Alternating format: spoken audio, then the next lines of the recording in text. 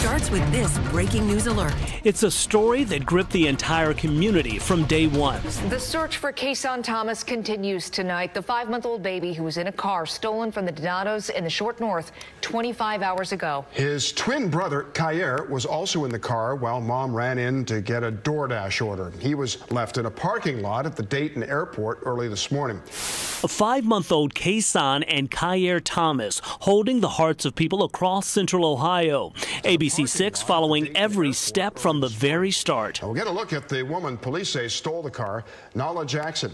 She's 24, homeless, according to Columbus Police Chief Elaine Bryant. The car is a black 2010 Honda Accord missing the front bumper. Here's a picture of the car from a UDF near Dayton. This all started Monday, December 19th, just before 10 p.m. Columbus police get the call to respond to a Donato's Pizza on North High Street in the Short North. A stolen vehicle with 2 twin baby boys inside. 5-month-old Kason and Ky'air Thomas gone in an instant. I just miss my babies. The hours that followed, frantic for the parents and family. Isabel Hansen, one of the first reporters in Columbus, digging into the story, getting insight and information on what it was like being on the ground level. So I think that it hit really close to home to hear a mom so distraught, desperate because her babies were just taken. And I think in one of these situations, you're reminded of how important it is to be a human first when you're a journalist, because oftentimes it's easy to get wrapped up in getting to this story, doing all that we have to do in the day. But this was a reminder of how important it is to feel those stories and to be a human and try to put yourself in that mom's shoes. And we all were just, I mean, it's a parent's worst nightmare. So we all felt her emotions and wanted to do everything we could to help bring her babies back safely. Isabel able to take in the raw emotions of the family, volunteers, and investigators as they work to find Kason. Listen to the moments a young mother calls officers for help. 911, what's the address of your emergency? Hi, I was just parked. I was parked at the Donato's Pizza. Someone just stole my car. My baby's in there. A heartbreaking call from a mother to Columbus police. They're 5 months. They're babies. Police say this woman, 24-year-old Nalah Jackson, stole this Honda Accord with twin 5-month-old boys inside. Their mother left the car running outside Donato's in the Short North to grab a DoorDash order from inside. We're following every lead and tracking down every moment from the time these babies went missing. Police Chief Elaine Bryant says she has more than 60 officers working the case. Some there last night did not want to leave until they found the babies. Officers throughout the whole city checked over a dozen addresses throughout the city that had prior connections to Miss Jackson. Someone found one of the twins, Ky'air, shortly after 4 this morning in a parking lot at the Dayton International Airport. Now police say they're focused on finding his brother, Kason. Our concern is to get the baby. We want to make sure that Kason is safe. That is our #1 priority. Clearly, we're concerned about everything, but we want to make sure that we bring that baby home to their family. A woman who knows the suspect, Jackson, says she has not heard from her since before the abduction of the boys. But she tells us there's reason to believe Jackson is still in the Dayton area. I'm going to say she's close to her children in Dayton, Ohio. If that's where she dropped baby off, she's in the area. Cheryl Beverly says she met Jackson at a sober living facility in Chillicothe, where she went for mental health and addiction treatment. My message to Nalah is seek help. My phone is available for her to call and to turn baby over immediately. And to think, about the parents of the child or parents of the child, and just like her children, how she wants hers, turn baby over safe. And Columbus police share a similar plea. Nalah Jackson, I plead to you, please return Kason Thomas. We thank you for returning Ky'air. You've already shown us you can do the right thing. Everyone was just desperate to bring the baby home.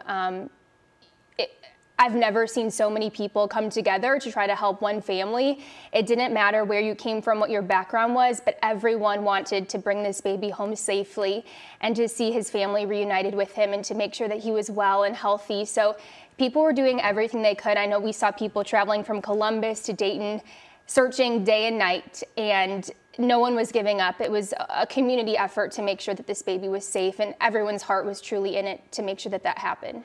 By Tuesday, December 20th, the story not only had the attention of people in Columbus, but across the entire nation. Just before 6 that morning, Ky'air Thomas was found safe. The baby had been abandoned in the parking lot of the Dayton International Airport, alone, cold, but in good health, and most importantly, alive. But his brother Kason, the car the boys were abducted in, and the suspect Nalah Jackson were nowhere to be found. However, investigators would get a crucial clue.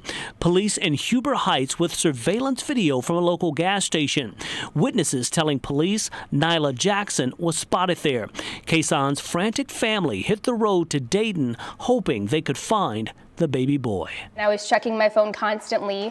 There were lots of ups and downs because you would get good news and then you would hear that there were no sightings of him, which was probably the worst news that you could hear after more than 48 hours. So it was an emotional roller coaster, constantly checking my phone, constantly checking for updates.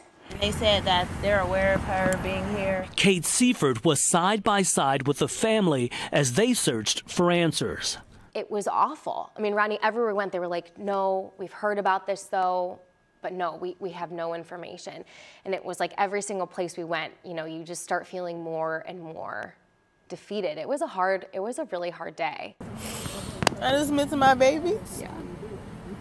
I miss them being together and their smile. I just want to let everyone know myself, show my face, let them know, like, hey, I have twins. Everyone loves twins. Can you please look out for them? A long day of searching will continue into the night, stopping at several Dayton area gas stations, including the UDF, where Columbus police say Nalah Jackson stopped and asked for money. And they said that they're aware of her being here, and she was here for 30 minutes, and she was just sitting in the bathroom. I had my babies in the car. Ky'air found by police early this morning. I could tell he missed his brother. Kason, he loved eating. That's why I'm so wary. I know he's flipping out. He eats so fast. He eats in like 3-5 minutes. Wilhelmina says it seems that the woman who took her babies fed them the formula she had in her car. I made him a full bottle. I made him a full 6-ounce bottle, and he only drank 3 ounces. So I know she was feeding Ky'air. Family even traveling to join their search.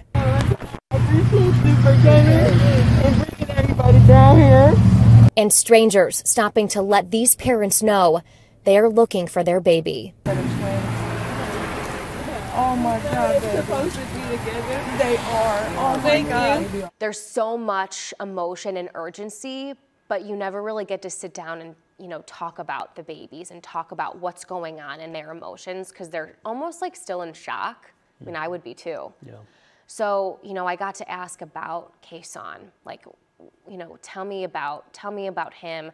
You know, what are you fearful for the most? And she had told me, you know, he eats so much and he eats so fast. And I'm worried because I don't know if she's feeding him. I had a couple bottles in the backpack that were in the car, but I don't know if he's getting the nutrition that he needs. She could tell that Ky'air was missing her, you know, his baby, his twin brother, and of course Wilhelmina just so destroyed and distraught.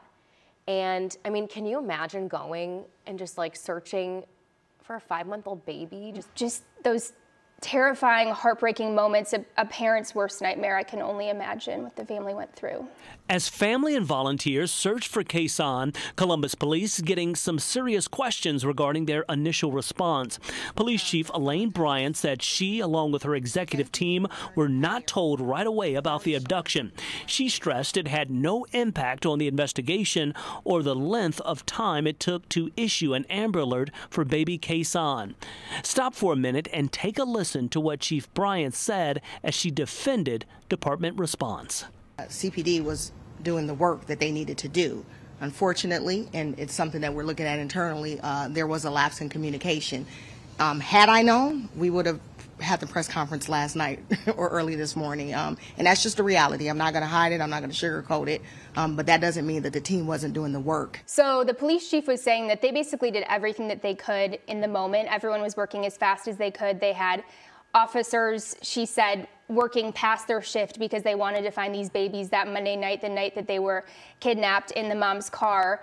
So yes, she said there was a lapse in communication, but also they were doing everything they could in the moment.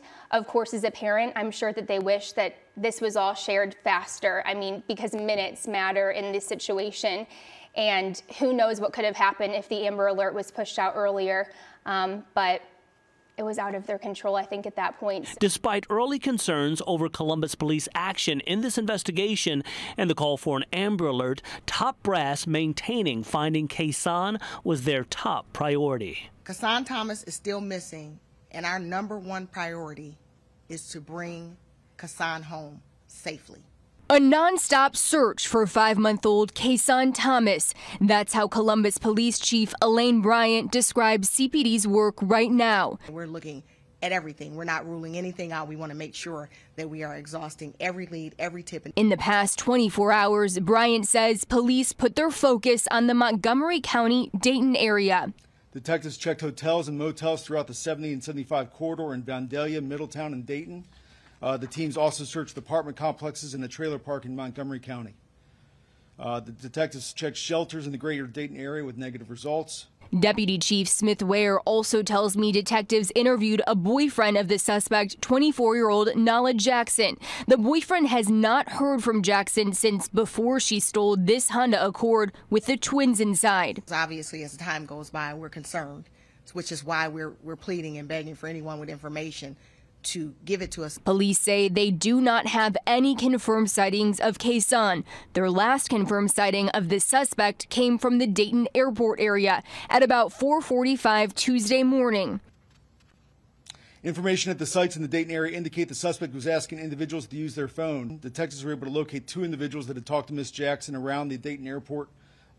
Individuals were interviewed. And if you're wondering how you can help too, here's Chief Bryant's request. I encourage anyone that may have any information, big or small, to call the tip line. You may not think it's significant. You may not think it's important. It could be as simple as a woman asking for money on the side of the road. We're asking you to call the tip line to help us try to bring Kason home safely. Those tips would start to come in. Everyone involved with this case, from the family to police, the community, I also just checked in with Columbus Police and the reporters covering the case, hoping for a safe return. You feel for this family. You watch them go through this nightmare. I think that we were all just holding our breath, praying for the best case scenario, but also worrying about the worst, because it's easy for your mind to go there. In episode 2, we'll take you to a family vigil as the community prayed for Kason to be reunited with loved ones. We'll also dig deeper into the background of suspect Nalah Jackson and what we learned about her as the hours and days moved forward.